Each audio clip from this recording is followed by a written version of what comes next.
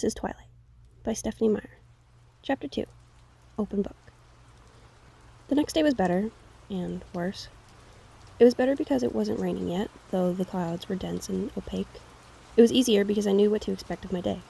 Mike came to sit by me in English and walked me to my next class, with Chess Club Eric glaring at him all the while. That was flattering.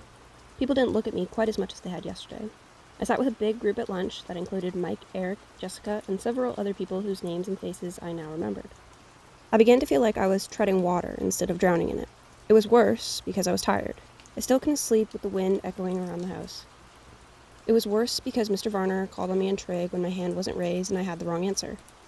It was miserable because I had to play volleyball, and the one time I didn't cringe out of the way of the ball, I hit my teammate in the head with it. And it was worse because Edward Cullen wasn't in school at all. All morning I was dreading lunch, fearing his bizarre glazes. Part of me wanted to confront him and demand to know what his problem was. While I was lying sleepless in bed, I even imagined what I would say, but I knew myself too well to think that I would really have the guts to do it. I made the Cowardly Lion look like the Terminator. When I walked into the cafeteria with Jessica, trying to keep my eyes from sweeping the place for him and failing entirely, I saw that his 4 siblings of sorts were sitting together at the same table. He was not with them. Mike intercepted us and steered us to his table. Jessica seemed elated by the attention, and her friends quickly joined us. But as I tried to listen to their easy chatter, I was terribly uncomfortable, waiting nervously for the moment he would arrive.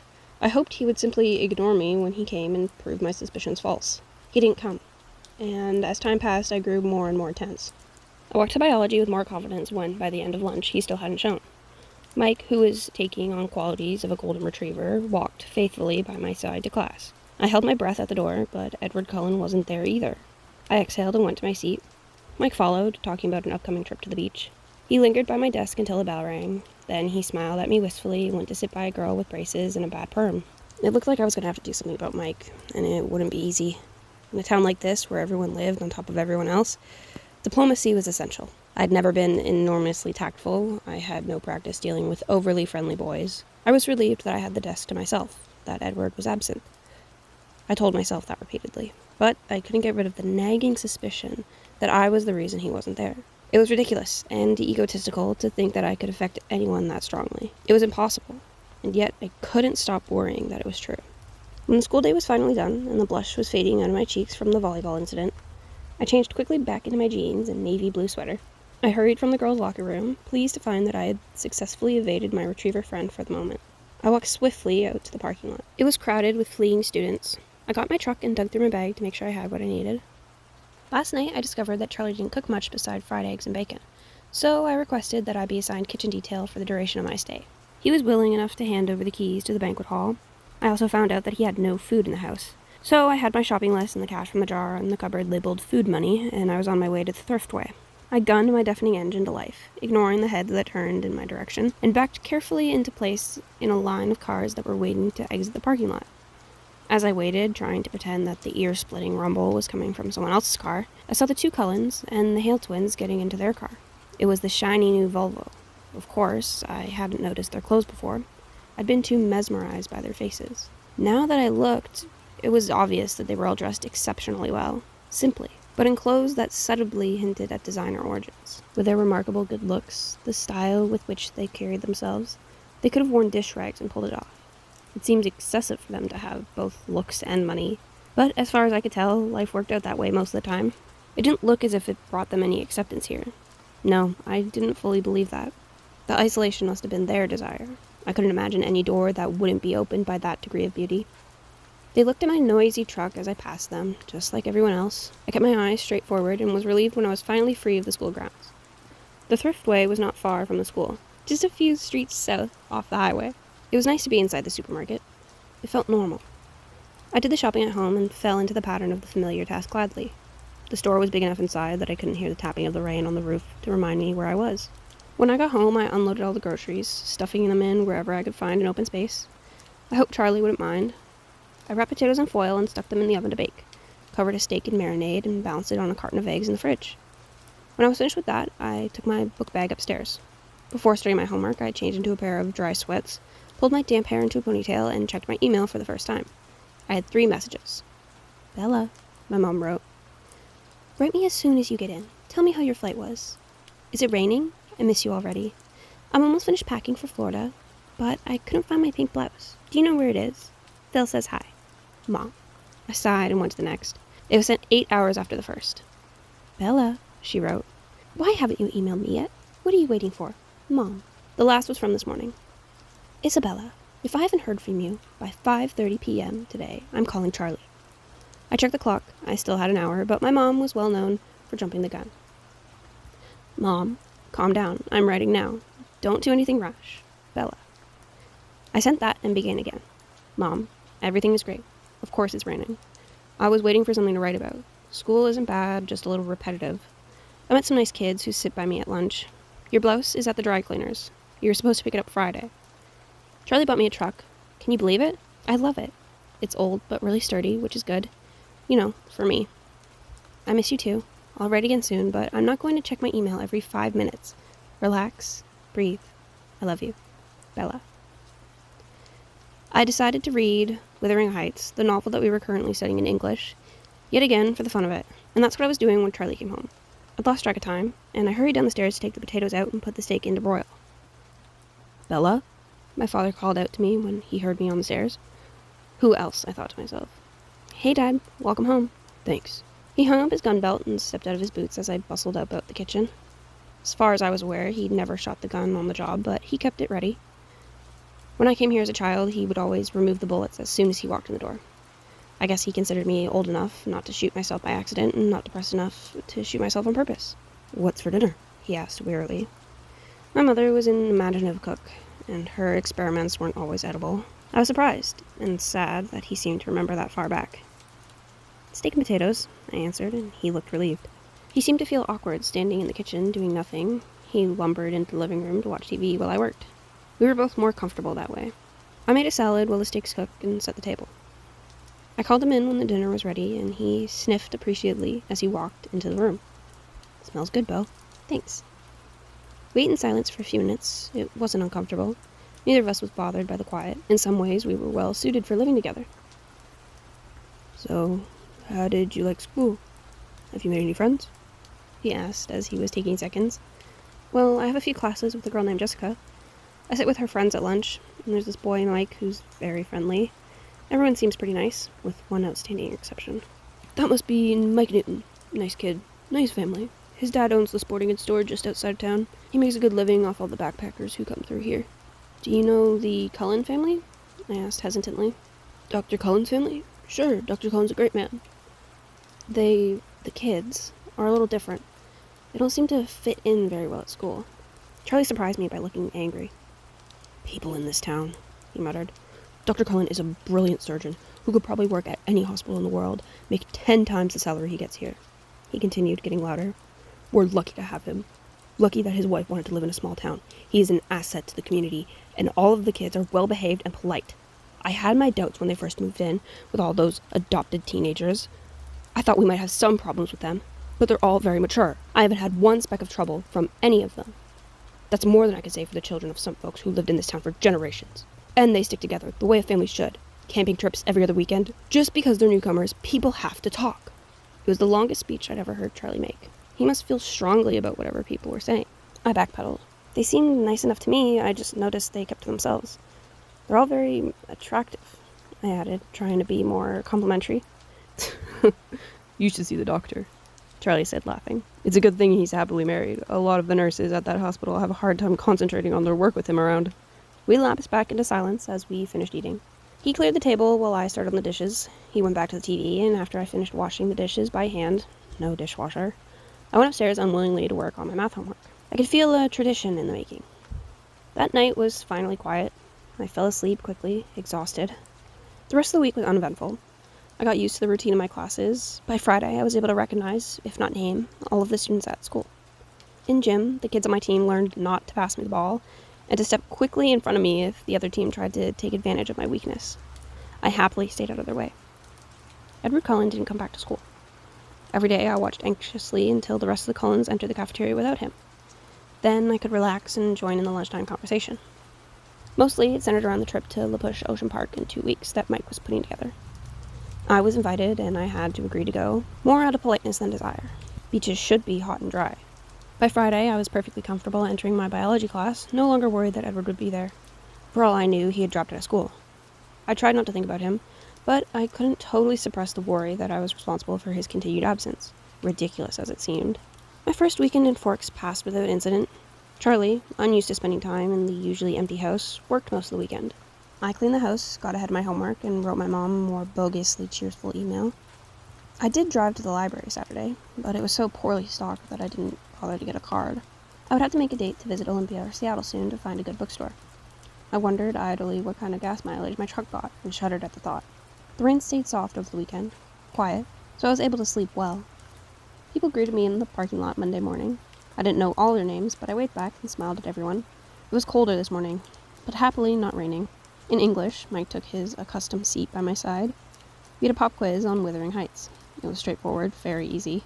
All in all, I was feeling a lot more comfortable than I thought I would feel by this point. More comfortable than I had ever expected to feel here. When we walked out of class, the air was full of swirling bits of white. I could hear people shouting excitedly at each other. The wind bit at my cheeks, my nose. "Wow," Mike said. "It's snowing." I looked at the little cotton fluffs that were building up along the sidewalk and swirling erratically past my face. Ew. Snow. There went my good Dave.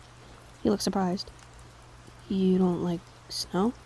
"No, that means it's too cold for rain, obviously. Besides, I thought it was supposed to come down in flakes, each one unique and all that. These just look like the ends of Q-tips."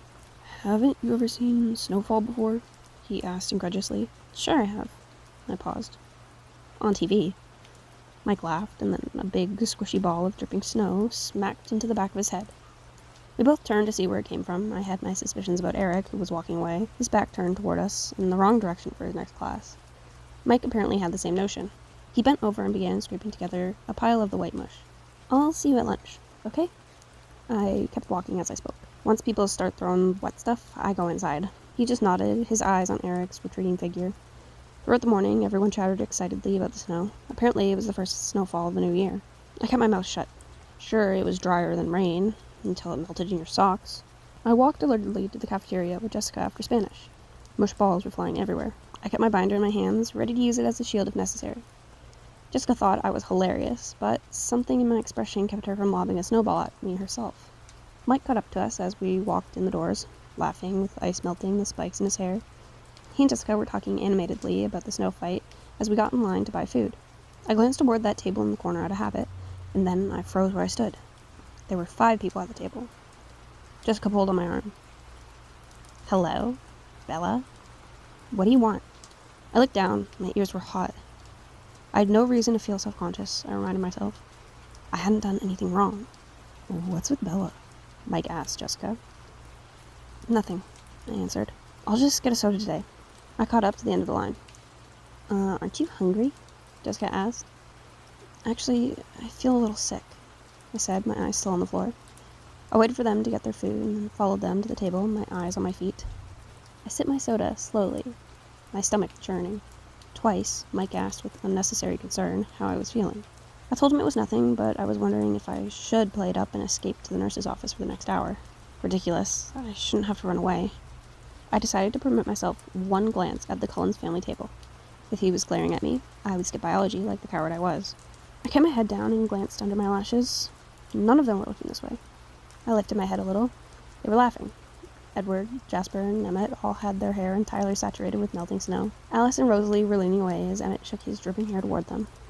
They were enjoying the snowy day just like everyone else, only they looked more like a scene from a movie than the rest of us. But aside from the laughter and playfulness, there was something different. I couldn't quite pinpoint what that difference was. I examined Edward the most carefully. His skin was less pale, I decided. Flush from the snow fight, maybe? The circle under his eyes was less noticeable. But there was something more. I pondered, staring, trying to isolate the change. "Bella, what are you staring at?" Jessica intruded, her eyes following my stare. At that precise moment, his eyes flashed over to meet mine. I dropped my head, letting my hair fall to conceal my face. I was sure, though, in the instant our eyes met, that he didn't look harsh or unfriendly as he had last time I'd seen him. He looked merely curious again, unsatisfied in some way. "Edward Cullen is staring at you," Jessica giggled in my ear. "He doesn't look angry, does he?" I couldn't help asking. No? She sounded confused by my question. Should he be? I don't think he likes me, I confided. Still felt queasy. I put my head down on my arm. The Cullens don't like anybody. Well, they don't notice anybody enough to like them. But he's still staring at you. Stop looking at him, I hissed. She snickered, but she looked away. I raised my head enough to make sure that she did, contemplating violence if she resisted. Mike interrupted us then. He was planning an epic battle of the blizzard in the parking lot after school and wanted us to join. Jessica agreed enthusiastically. The way she looked at Mike left little doubt that she would be up for anything he suggested. I kept silent. I would have to hide in the gym until the parking lot was cleared. For the rest of the lunch hour, I very carefully kept my eyes at my own table. I decided to honor the bargain I'd made with myself. Since he didn't look angry, I would go to biology. My stomach did frightened little flaps at the thought of sitting next to him again. I didn't really want to walk to class with Mike as usual. He seemed to be a popular target for the snowball snipers. But when we went to the door, everyone besides me groaned in unison. It was raining, washing all traces of the snow away in clear, icy ribbons down the side of the walkway. I pulled my hood up, secretly pleased. I would be free to go straight home after gym. Mike kept up a string of complaints on the way to Building 4. Once inside the classroom, I saw with relief that my table was still empty. Mr. Barner was walking around the room, distributing one microscope and a box of slides to each table. Class didn't start for a few minutes, and the room buzzed with conversation. I kept my eyes away from the door, doodling idly on the cover of my notebook. I heard very clearly when the chair next to me moved, but his eyes stayed carefully focused on the pattern I was drawing. "Hello," said a quiet, musical voice. I looked up, stunned he was speaking to me. He was sitting as far away from me as the desk allowed, but his chair was angled toward me. His hair was dripping wet, disheveled. Even so, he looked like he'd just finished shooting a commercial for hair gel. His dazzling face was friendly, open, a slight smile on his flawless lips, but his eyes were careful. "My name is Edward Cullen," he continued. "I didn't have the chance to introduce myself last week. You must be Bella Swan." My mind was spinning with confusion. Had I made up the whole thing? He was perfectly polite now.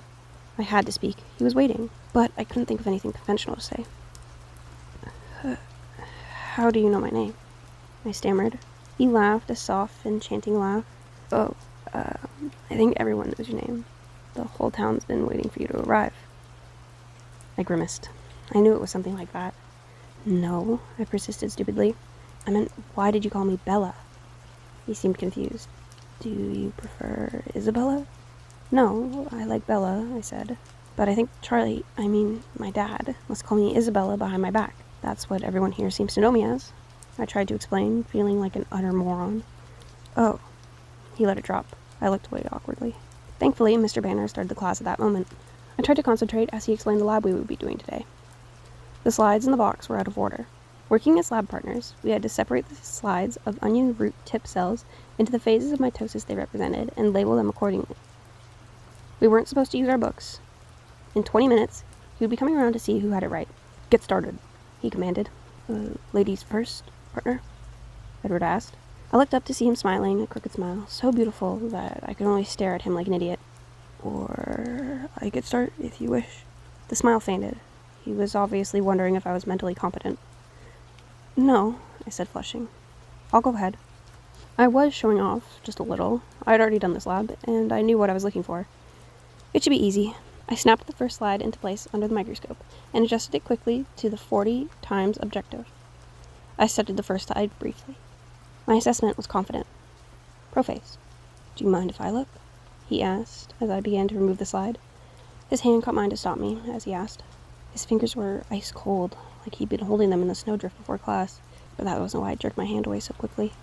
When he touched me, it stung my hand as if an electric current had passed through me. "I'm sorry," he muttered, pulling his hand back immediately. However, he continued to reach for the microscope. I watched him, still staggered, as he examined the slide for even a shorter amount of time than I had. "Prophase," he agreed, writing it neatly in the first space of our worksheet.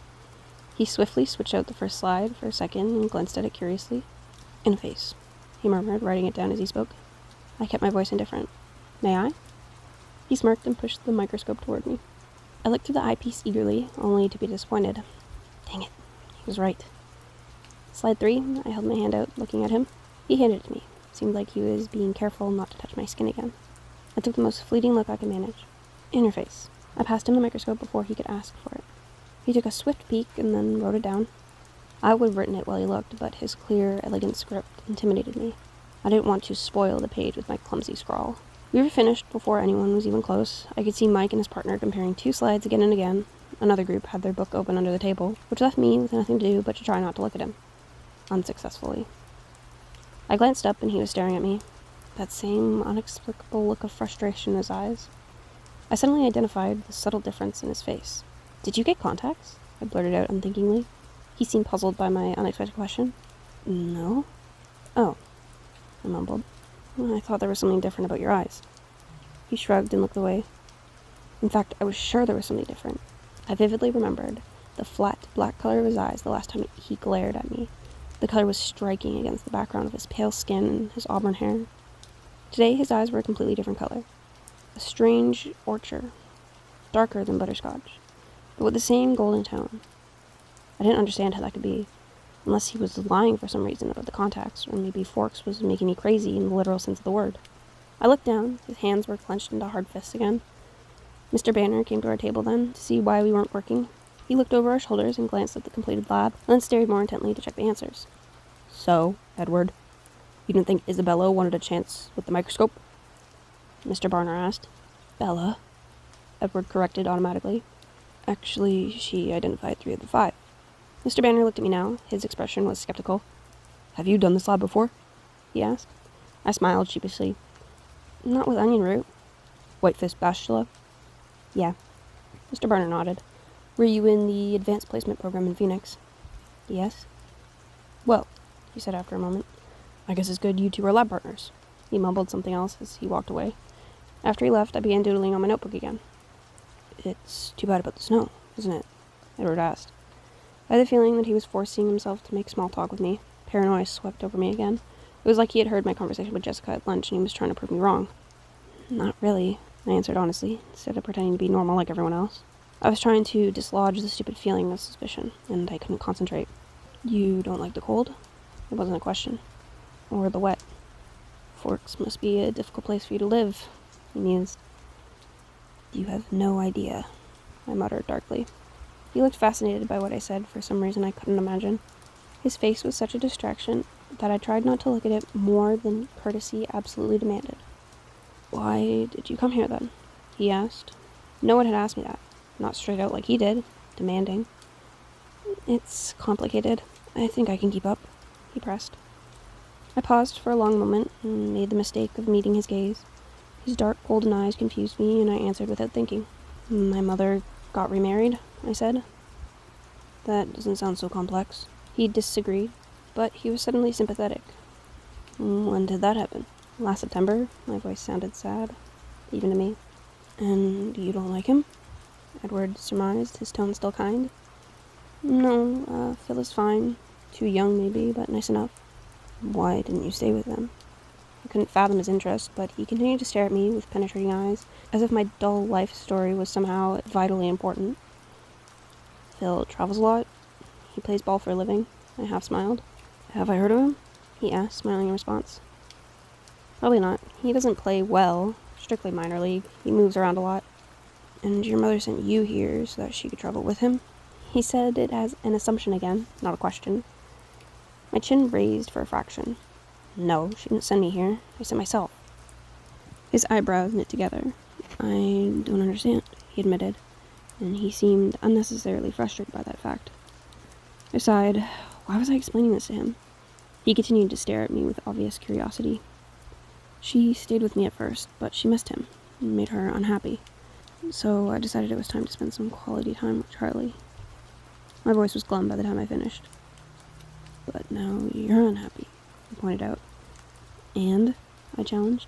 "That doesn't seem fair." He shrugged, but his eyes were still intense. I laughed without humor. "Hadn't anyone ever told you life isn't fair?"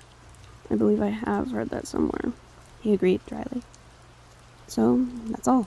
I insisted, wondering why he was still staring at me that way. His gaze became appraising. "You put on a good show," he said slowly, "but I'd be willing to bet that you're suffering more than you let anyone see." I grimaced at him, resisting the impulse to stick my tongue out like a 5-year-old and look away. "Am I wrong?" I tried to ignore him. Didn't think so, he murmured smugly. Why does it matter to you? I asked, irritated. I kept my eyes away, watching the teacher make his rounds. That's a very good question, he murmured, so quietly I wondered if he was talking to himself. However, after a few seconds of silence, I decided that was the only answer I was going to get. I sighed, scowling at the blackboard. Am I annoying you? He asked. He sounded amused. I glanced at him without thinking and told the truth again. Not exactly. I'm annoyed at myself. My face is so easy to read. My mother always calls me her open book. I frowned. On the contrary, I find you very difficult to read. Despite everything that I'd said and he guessed, he sounded like he meant it. You must be a good reader then, I replied. Usually. He smiled widely, flashing a set of perfect ultra-white teeth. Mr. Banner called the class to order, and then I turned with relief to listen. I was in disbelief that I'd just explained my dreary life to this bizarre, beautiful boy who may or may not despise me. He seemed engrossed in our conversation, but now I could see from the corner of my eye that he was leaning away from me again, his hands gripping the edge of the table with unmistakable attention. I tried to appear attentive as Mr. Barner illustrated, with transparencies on the overhead projector, what I had seen without difficulty through the microscope. But my thoughts were unmanageable. When the bell finally rang, Edward rushed as swiftly and as gracefully from the room as he had last Monday, and like last Monday, I stared after him in amazement. Mike skipped quickly to my side and picked up my books for me. I imagined him with a wagging tail. That was awful, he groaned. They all looked exactly the same. You're lucky you had Cullen for a partner. I didn't have any trouble with it, I said, stung by his assumption. I regretted the snub instantly. I've done the lab before, though, I added before he could get his feelings hurt. Cullen seemed friendly enough today, he commented as we shrugged into our raincoats. He didn't seem pleased about it. I tried to sound indifferent. I wonder what was with him last Monday. I couldn't concentrate on Mike's chatter as we walked to the gym, and PE didn't do much to hold my attention either. Mike was on my team today. He chivalrously covered my position as well as his own, so my wool gathering was only interrupted when it was my turn to serve. My team ducked wearily out of the way every time I was up. The rain was just a mist when I walked to the parking lot, but I was happier when I was in the dry cab. I got the heater running, for once not caring about the mind-numbing roar of the engine. I unzipped my jacket, put down the hood, and fluffed my damp hair out so the heater could dry it on the way home. I looked around me to make sure it was clear. That's when I noticed the still, white figure. Edward Cullen was leaning against the front door of the Volvo, 3 cars down from me, staring intently in my direction. I swiftly looked away and threw the truck into reverse, almost hitting a rusty Toyota Corolla in my haste. Lucky for the Toyota, I stomped on the brake in time. It was just the sort of car that my truck would make scrap metal of. I took a deep breath, still looking out the other side of my car, and cautiously pulled out again with greater success. I stared straight ahead as I passed the Volvo, but from a peripheral peek, I could swear I saw him laughing. End of chapter 2.